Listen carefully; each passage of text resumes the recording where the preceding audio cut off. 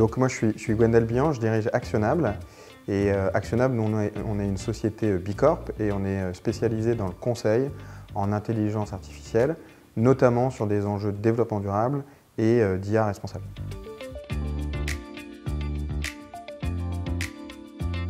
En deux mots, je dirais confiance et conformité. Confiance d'abord parce que l'intelligence artificielle fait face à un paradoxe, avec d'un côté des formidables opportunités d'innovation utile sur de la résilience climatique, de la décarbonation, de la lutte contre les vulnérabilités, mais d'un autre côté des risques qui sont insoutenables, intolérables.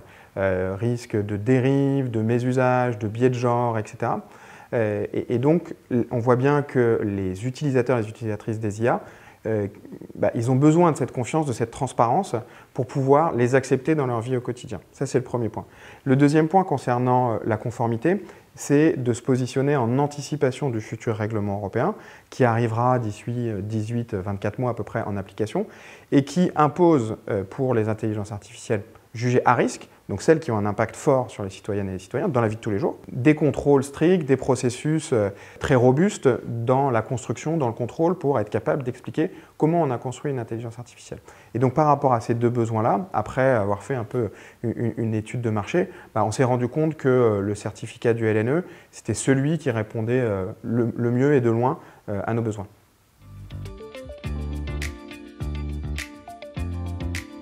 Alors, pour moi, ils sont au nombre de trois. Le premier, c'est que, en tant que cabinet de conseil en intelligence artificielle, on a profité de cette certification-là pour construire une offre de service. Et donc concrètement, on accompagne aujourd'hui des grandes entreprises, des grandes organisations vers l'IA de confiance, vers potentiellement la certification à travers des audits de maturité.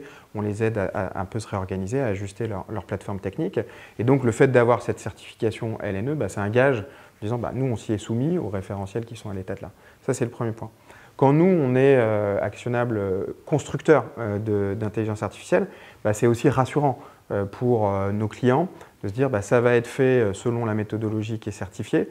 Donc là on n'est plus dans le conseil on va dire méthodologique, mais on est plus dans la réalisation et de dire le produit que nous on va réaliser à façon pour nos clients, la méthode qui a été utilisée derrière, elle est certifiée par le LNE. Donc là, c'est gage de confiance, donc capacité à gagner plus facilement des appels d'offres.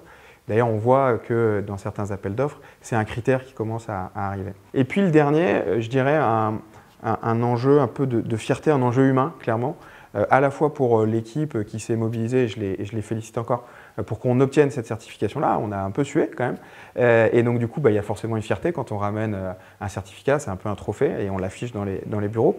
Et puis aussi pour les candidates, les candidats, de se dire qu'ils vont rejoindre une entreprise qui est certifiée, je pense que c'est rassurant. Voilà, c'est de dire il y a un certificateur qui est très sérieux, qui a audité les pratiques de l'IA.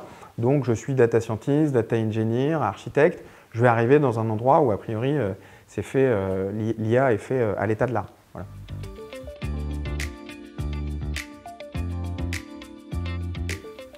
Clairement, la double compétence, certification d'un côté et intelligence artificielle de l'autre, c'est assez unique aujourd'hui sur le marché et ça permet d'avoir, dans le cadre de l'audit, des discussions qui soient vraiment en profondeur. La certification, c'est le métier historique du LNE, donc ça, c'est pas surprenant qu'il y ait des compétences, c'est même plutôt rassurant. Et c'est d'ailleurs des compétences que nous, en tant qu'entreprise certifiée, on a peu ou pas. Et donc du coup, là, on a beaucoup appris sur ce métier-là. Là où on était agréablement surpris côté LNE, c'est sur les compétences intelligence artificielle, et du coup, d'avoir des discussions vraiment en profondeur avec à chaque fois cette double compétence, certification et IA, qui permet d'aller un peu dans le détail des choses et d'avoir des discussions qui ne soient pas en surface, mais vraiment dans le fond des processus, de comment ça s'est passé, montre-moi le code, montre-moi la spécification, etc.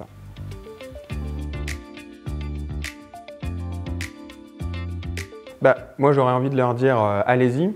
Parce que c'est un investissement qui vaut le coup. Il y a un ROI, même pour une PME comme nous, il y a un retour sur investissement, donc c'est intéressant.